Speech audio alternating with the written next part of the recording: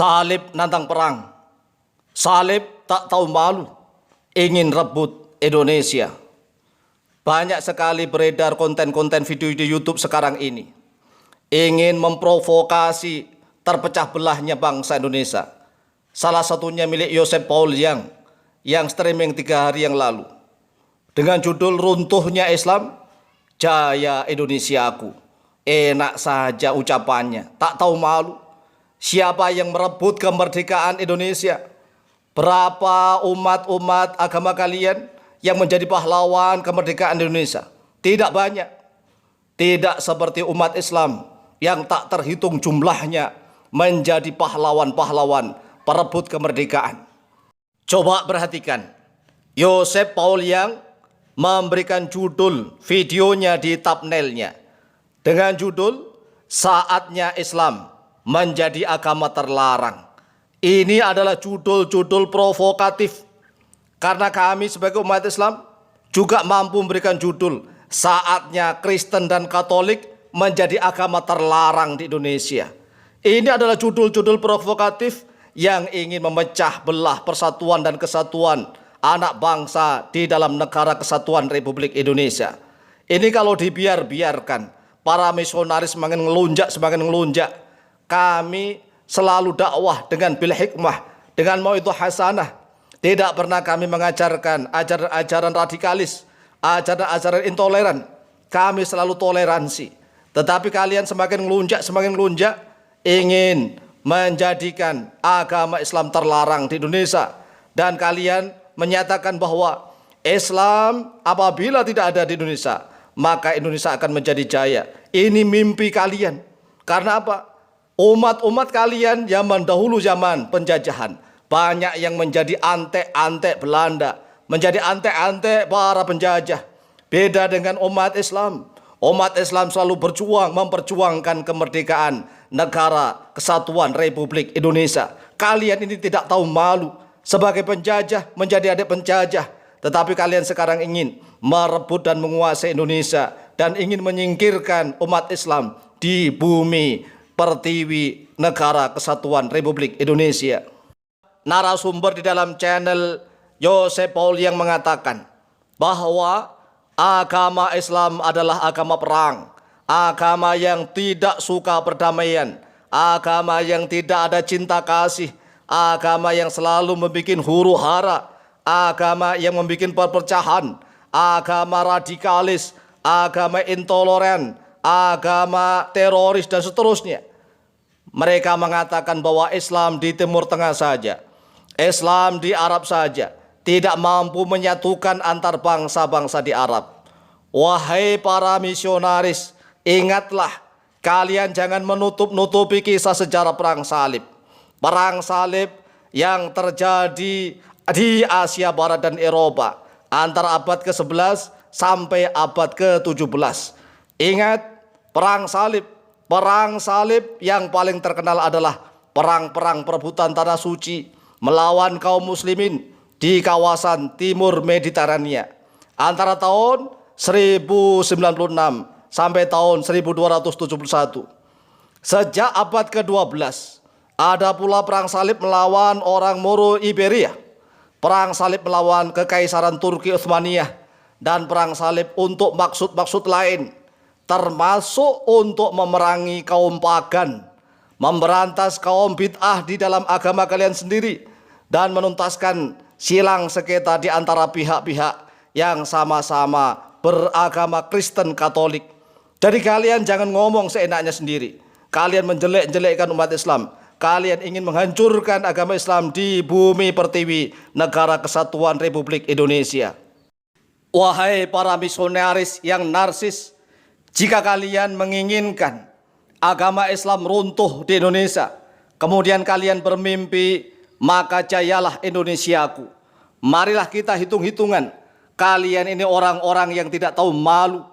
Zaman kolonialisme penjajah yang menjajah negara kesatuan Republik Indonesia, kira-kira lebih banyak mana yang menjadi pahlawan-pahlawan kemerdekaan bagi Indonesia antara orang-orang Kristen Katolik dengan umat Islam yang dicintai oleh Allah dan Rasulullah?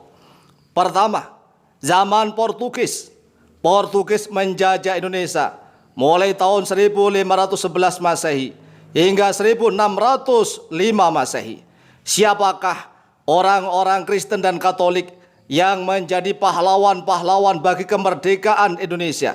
Hitung siapakah orang-orang Kristen Katolik yang melawan Portugis hingga gugur menjadi pahlawan. Yang kedua, zaman penjajahan Spanyol tahun 1565 Masehi hingga 1630 Masehi. Siapakah orang-orang Kristen dan Katolik yang menjadi pahlawan-pahlawan kemerdekaan Indonesia yang mampu dan berani melawan Spanyol, perang melawan Spanyol? Hitung, siapakah mereka orang-orang Kristen Katolik yang menjadi pahlawan, berani perang melawan Spanyol hingga gugur menjadi pahlawan.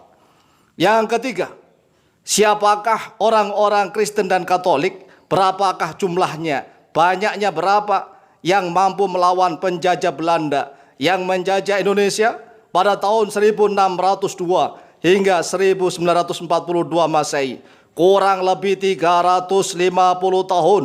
Yang selama itu, berapakah jumlah orang-orang Kristen dan Katolik yang berani melawan Belanda, ataukah mereka justru kebanyakan menjadi antek-antek Belanda? Hitung, berapa jumlahnya orang Kristen dan Katolik yang menjadi pahlawan-pahlawan kemerdekaan yang melawan Belanda. Kemudian yang keempat, pada zaman Perancis Belanda tahun 1806 Masehi hingga 1811 Masehi, berapa jumlahnya orang-orang penganut agama Kristen dan Katolik yang berani perang melawan Perancis dan Belanda hingga gugur menjadi pahlawan bagi kemerdekaan Indonesia. Yang kelima, zaman Inggris tahun 1811 hingga 1815 Masehi.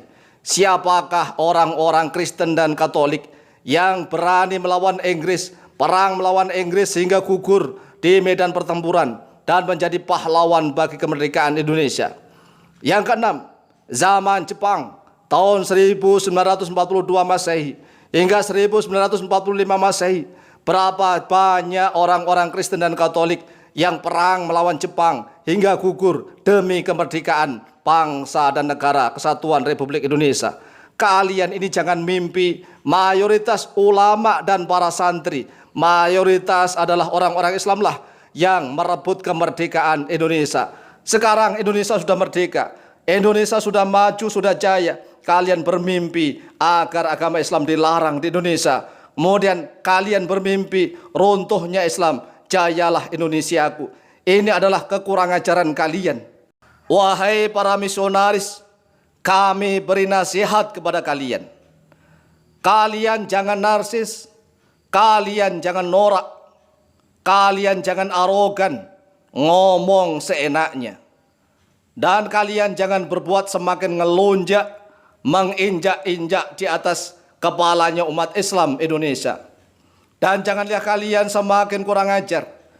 Jika kalian tidak segera bertaubat, maka kemungkinan kalian sendirilah yang harus runtuh di bumi negara kesatuan Republik Indonesia.